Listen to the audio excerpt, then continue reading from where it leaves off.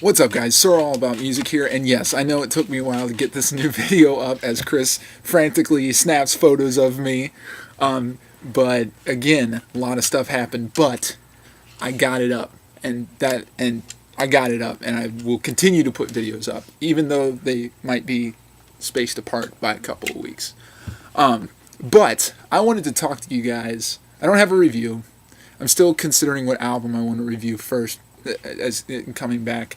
I don't have a review, but I am going to talk about Chris and I's awesome Flaming Lips experience.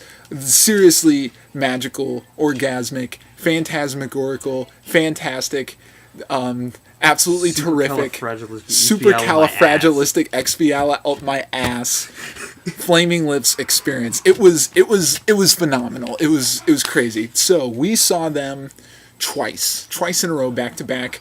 Friday night in St. Louis at the pageant, and then we drove up and saw them in Columbia. And we went to the pageant as soon as I got off of work at Subway. I stank a Subway. It was really, really bad. Still wearing that? Yes, I was still wearing my uniform. Of course, I had to change shirts because wearing a Subway shirt to a Flaming Lips concert, what kind of blasphemy is that? It's such bullshit. So, obviously, I put on a different shirt. And we got down to the pageant. We got there like 2 hours before doors opened. We were like third in line. And we sat out there for 2 hours. There was some bullshit. A bunch of people got in before us. They had wristbands and some shit like that. But we were really, really close to the stage. We were super, super close. And for those of you who have ever been to the pageant, super close to the pageant stage is a really good place to be. It's a super good place to be. It's a really nice place to be. And that's the place where we were. And met a lot of cool people there, man. I have never met so many nice people at a show before as I did at the two times that we saw the Flaming Lips. Like, it was really nice. And so the show started, Wayne comes out in the hamster ball. Obviously, confetti's pouring from vagina. as the rest of the band walks out through a vagina, and there's confetti pouring from the ceiling. It's loud. It's distorted. There are people dancing. There are 2 giant disco balls, like big shiny metal testicles, hanging from the ceiling. There's lights everywhere. It was a sensory assault. It was a sensory assault. Every single one of my senses was just blown away. Hearing, sight, my sense of touch was blown away, and my sense of smell, because there was weed everywhere. There was a guy behind us smoking the dankest weed.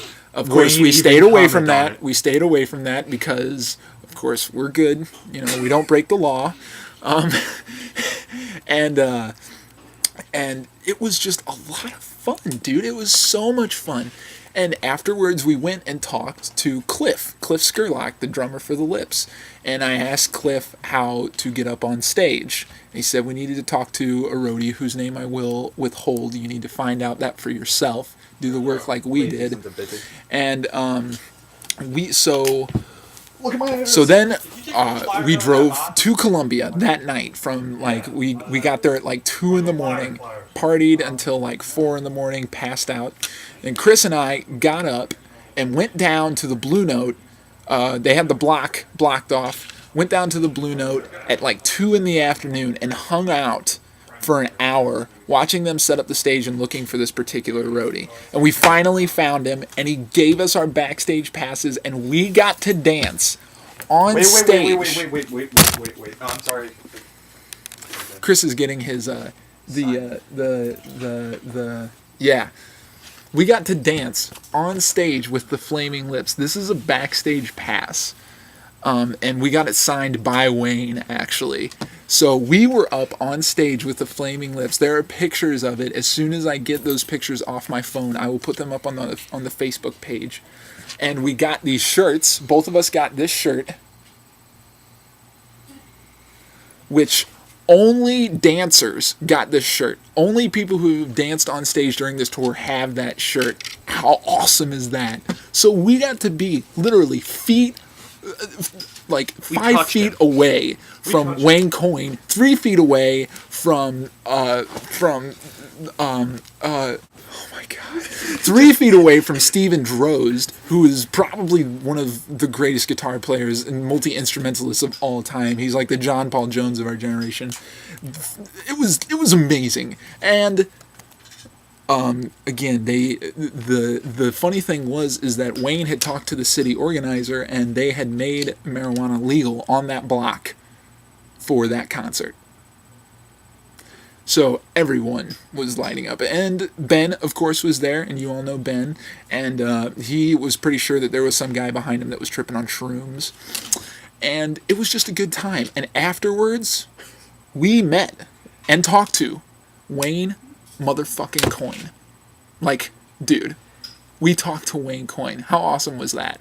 And he commented on his big teeth. And Wayne Coyne told me that I have really big teeth, and that it's a cool thing that my big teeth are okay. As long as they don't stink.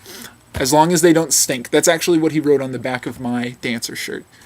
It was so awesome, guys. It was such a cool experience. And if you have a chance to go see the Lips, do it.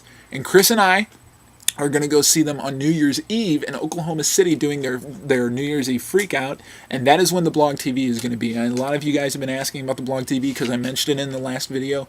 We're taking an 8.5-hour drive to Oklahoma City, and that whole drive we're going to be having a Blog TV for the whole 8.5 hours, hopefully, if there's no technical difficulties.